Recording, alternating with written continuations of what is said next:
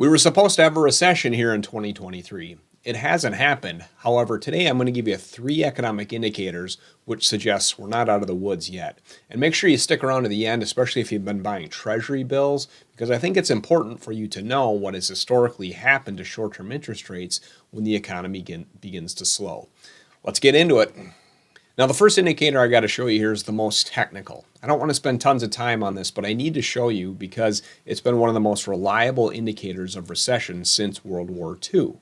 And basically, what I'm going to show you in a chart in just a couple seconds is this phenomena of short-term interest rates periodically becoming higher than long-term interest rates. In other words, if you go to the bank today and say, hey, I want to purchase a CD, what you'll likely find is the bank will offer you a higher rate of interest on a 1-year CD than they will on a 5-year CD.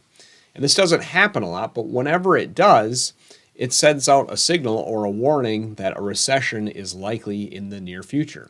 If you take a look up at the chart here, anytime this red line breaks below the center dotted black line, that represents a period of when short-term interest rates are higher than long-term interest rates. And this is notable because if you take a look at all these red shaded areas, these represent recessionary periods.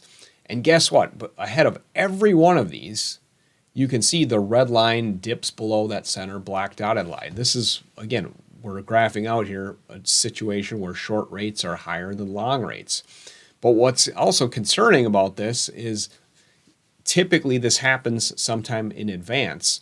What happens is the trend tends to revert back to normal just about when the recession is about to hit. You can see that here as the red line crosses back over north of 0. And guess where we are today? Well, out here on the right-hand side, you can see we've had this deep inversion, but the red line is moving back toward the center line, which is a significant warning that an economic slowdown could be right around the corner. Now, the interest rate phenomena I just described is kind of old news. It's been with us for the last 18 months or so. I want to give you a little bit more current developments as it relates to these next 2 economic indicators, which are talking about consumer finances and the job market. Now, let's first take a look at delinquencies on consumer debt. We're looking at 3 types of debt: consumer loans, credit cards, and auto loans. And what I want to emphasize here is the default rates on these have broken through the pre-pandemic averages, as you can see. Now, we're not to the levels that we were leading into the global financial crisis, but we're trending in that direction, which obviously suggests that there's some pain or there's some stress in the consumer lending market. And obviously, if things get bad enough, people start pulling back on spending, which of course can really lead to economic weakness. Now, the last thing I want to show you is something I saw in a presentation very recently from an extremely prominent money manager, someone who I highly respect. Take a look up at the slide here. Long story short, what this individual was describing is, historically speaking, we're talking about unemployment here, when the unemployment rate is creeping up and breaks through its 12-month rolling average, that's been a pretty sure sign that we're heading into an economic slowdown. And you can see that in the chart. Whenever the black line, again, clearly breaks through the red dotted line, you can see that ahead of these recessionary periods, which again are graphed in red. If you take a look at the far right-hand side, here's where we are today, and it sure looks like we're breaking through that 12-month moving average. There have been some false positives in the past, but the more that this black line breaks through, again, the higher the likelihood that an economic slowdown is right around the corner. The last thing I want to talk about here is what has historically happened to short-term interest rates during recessionary periods. If you take a look at the chart, we're looking at the 3-month U.S. Treasury, or the 3-month government bond, which has been a good benchmark historically for short-term interest rates. Take a look at all these gray shaded areas, and notably what has happened to short-term interest rates during each one. They've come plummeting down.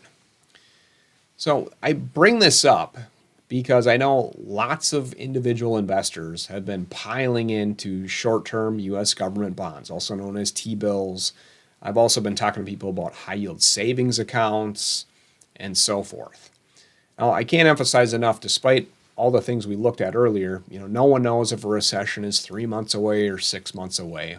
We don't know. In fact, Wall Street said we were going to be in recession already here in 2023, and we're not. But my point is, there's certainly some warning signs that one is around the corner, and thus I think it's prudent to hedge against one of these potential situations. And as a result, I've personally been buying some longer dated bonds with my kind of cash bucket of money, if you will. I own plenty of stocks in my retirement accounts and so forth, but I've personally always kept a rather large pile of cash savings. It's just kind of my nature. And I've carved out a part of that to buy things, longer dated CDs, treasuries, inflation protected securities that might mature in, say, 5, 6, 7 years. Again, because I'm trying to protect against the potential for crashing short-term interest rates. Everybody's happy. He can sit in a high-yield savings account today earning 4.5. But if all of a sudden rates come crashing down, that 4.5 might be 2 over just a course of a couple months. So this is one thing I'm doing personally, and I wanted to share with you. All right, so do you think we're heading into recession? Let me know in the comments section below. When I'm out in the business world, I love asking business owners in particular what they're seeing out there. I kind of like getting that on the ground perspective because everybody has a different view into different areas of the economy. But like I said, if we do enter a slowdown, chances are short-term interest rates are going lower.